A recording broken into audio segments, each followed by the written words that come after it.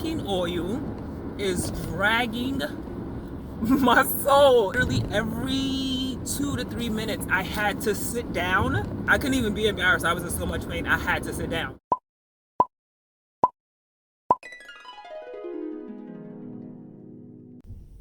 So I'm editing this video and I'm realizing that it's so shaky, but y'all can hear me anyway, right? So I won't do it again, but y'all get this video how it is. Hey humans, welcome back.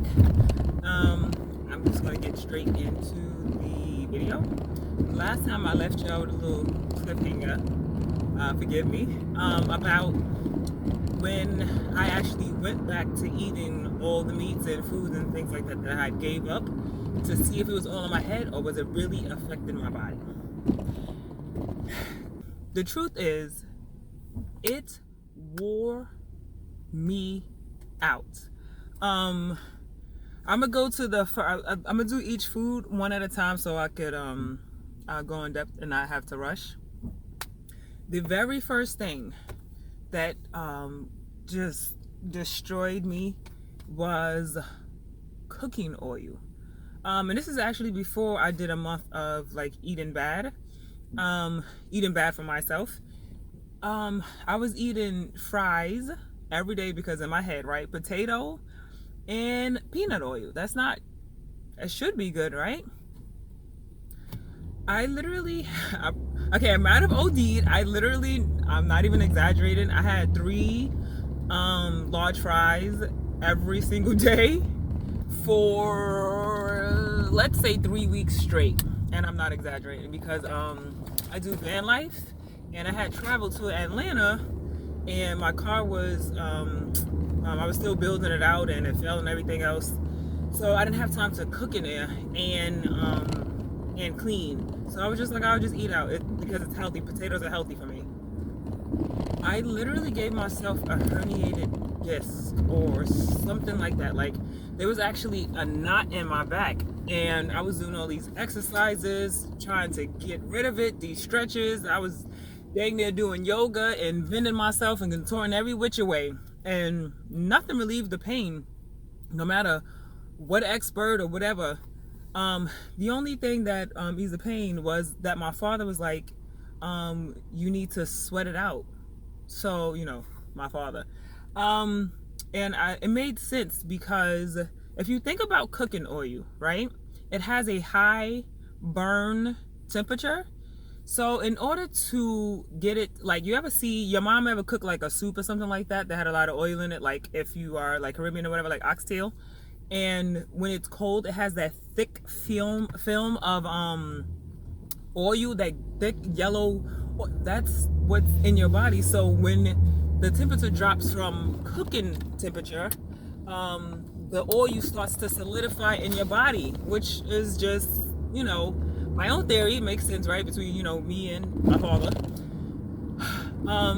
That's what it's doing in your body. And for some reason, it just happened to settle, I guess, on my spine.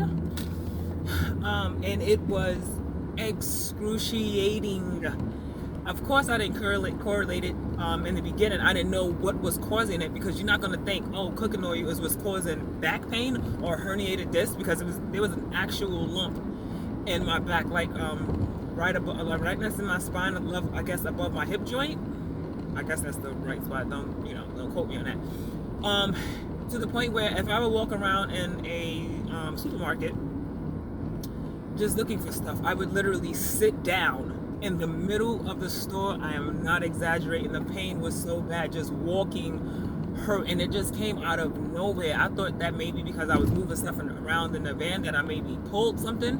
It came out of nowhere, and it was so bad. And I'm like, I guess in my head I'm thinking of a herniated disc as like nerve damage or something with spinal fluids or a muscle that you pulled or something like that. So I think, possibly, I think, my little truth theory, A plus B equals C, that some people that have back problems could possibly, it's not a back issue that you can't solve with just getting taking out high burn oils out of your diet. So like you ever see, so I cook now with like coconut oil, which is a fruit, and avocado oil, which is a fruit, because you know that both of those, just room temperature, those things start to melt.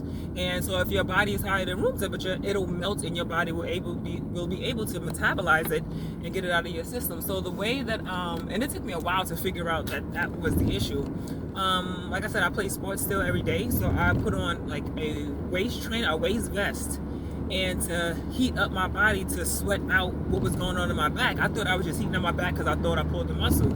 But the more I sweated out, the pain actually went away. And then when I went back to eating it, I was like, hold up, wait. What's making it come back? Because the pain was easing up drastically.